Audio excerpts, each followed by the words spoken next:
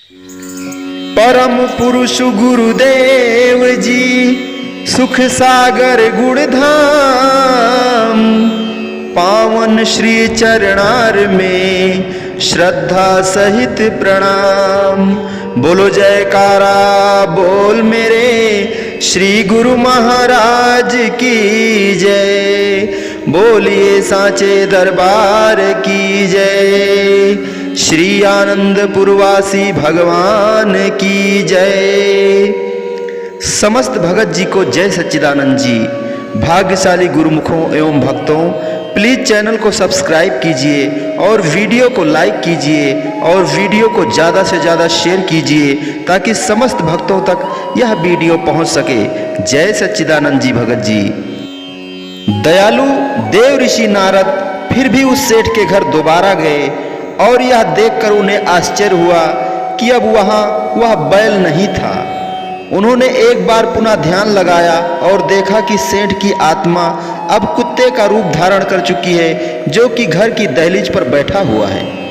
पहले की तरह देव ऋषि नारद फिर उस कुत्ते से बातचीत कर सके और उन्होंने कहा, ओ सेठ, यह कितनी लज्जा की बात है कि तुम मनुष्य योनि से तुम बैल के रूप में पशु योनि में गए और अब तुमने उससे भी निकृष्ट कुत्ते की योनि प्राप्त कर ली है। क्या अब भी तुम भूलोक में ही रहना चाहते हो? यदि तुम अब भी स्वर्ग में जाना चाहो तो तुम्हारे लिए एक अवसर है।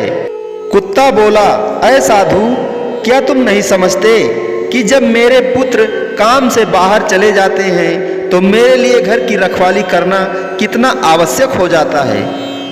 अन्य यहाँ कौन उनकी सहायता करने वाला है?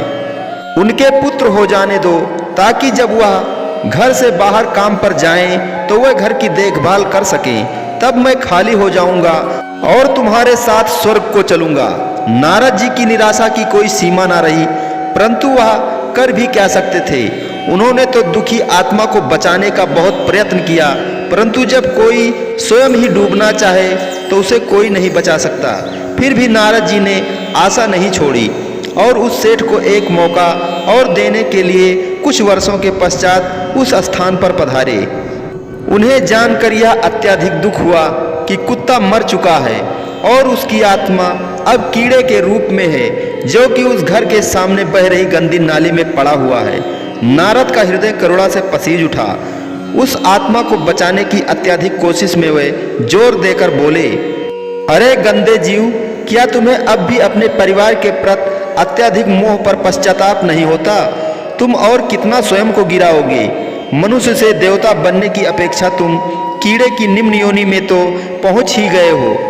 अनेकों बार तुम्हें स्वर्ग के सुख, ऐश्वर्य, वैभव लेने को कहा गया, परंतु तुमने तो हर अवसर को टाल दिया। इस मोह ने तुम्हें निम्न योनि में ला गिराया। क्या तुम नहीं सोचते कि तुमने कितनी भारी हानि उठाई है? मैं तुम्हें जन्म और मरण के बंधन से छूटने का आखिरी अवसर देता हूँ और स्वर्ग में चलने को कहता हूँ। कीड़े ने उत्तर दिया, हे ऋषि, तुम मुझे क्यों इतना तंग कर रहे हो? शायद तुम्हारे बच्चे नहीं हैं, इसलिए तुम्हें उनसे जुदाई के दुख का एहसास नहीं है।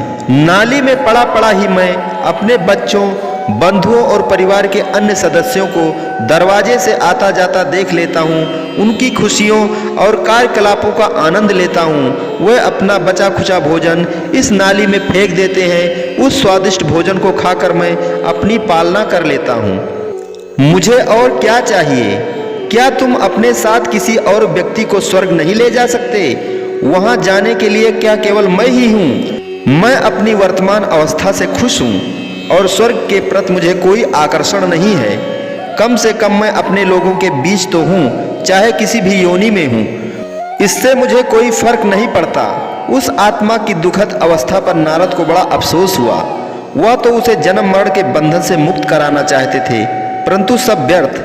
अपने परिवार के प्रति उसकी आसक्ति इतनी गहरी थी कि कीड़े की योनि पाकर भी उसने स्वर्ग जाने से इनकार कर दिया। यह एक कहानी है जो कम या अधिक रूप में हम सबकी मानसिक स्थिति का चित्रण करती है। हम बुद्धि से तो संसार और इसके विषयों के साथ आसक्ति के परिणाम, धन के प्रति अधिक से अधिक लोभ, इंद्रियों के सुखों की कामना, अहंकार रूपी सर्प के घातक परिणामों को भली भांति जानते हैं, परंतु फिर भी भीतर में कोई आकर्षक शक्ति हमें पाप कर्म करने के लिए मजबूर करती है और उस समय हमें भुला देती है कि इन कर्मों का हमें बड़ा भुगतान करना पड़ेगा।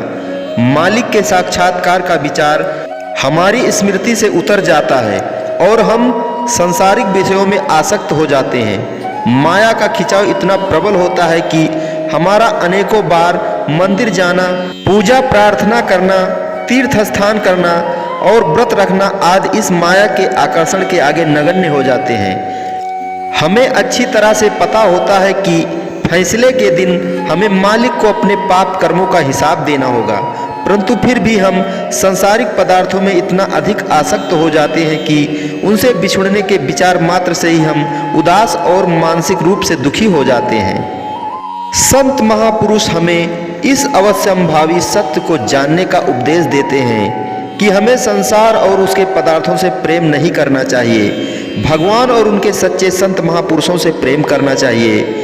इनके पास हम जितना अधिक जाएंगे उतनी ही अधिक शांति और आनंद का अनुभव करेंगे। संत महापुरुषों के उपदेश बहुत ही सरल और व्यवहारिक हैं, प्रत्येक व्यक्ति की समझ में आने वाले हैं, अर्थात कोई भी व्यक्ति उन वचनों पर चलकर अपना जीवन बना सकता है। इसके लिए किसी विशेष विद्वता की आवश्यकता नहीं। संत महापुरुषों का कार्य तो जटिल और दुरूह समस्याओं को सुलझाकर सरल और समझने योग्य आसान बनाना है।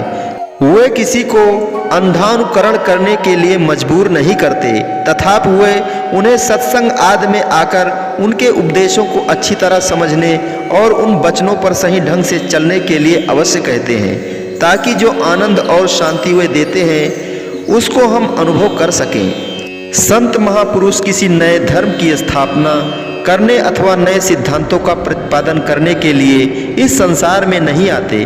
वे तो केवल ऋषि मुनियों के पूर्व प्रतिपादित सिद्धांतों को पुनः प्रचलित करने के लिए आते हैं, जो कि समय के साथ हमारे मन और बुद्धि पर भ्रम के पर्दे के कारण लुप्त हो गए होते हैं। समय समय पर वह उन्हीं गुप्त सिद्धांतों की पुनः खोज करते हैं और बड़ी सरल, स्पष्ट और सार गर्भित भाषा में उनका प्रतिपादन करते हैं। सांसारिक सुखों और विषयों के आनंद से थका हारा उदास खिन्न हुआ जीव अपनी मानसिक अशांति का कारण जानने के लिए जिसका समाधान संत मत में ही है, वह संत महापुरुष की ओर उन्मुख होता है। इसलिए अपनी सभी चिंताओं को मालिक सद्गुरु के चरणों में समर्पित करके निश्चिंत हो जाओ, वे स्वयं आपकी देखभाल करेंगे।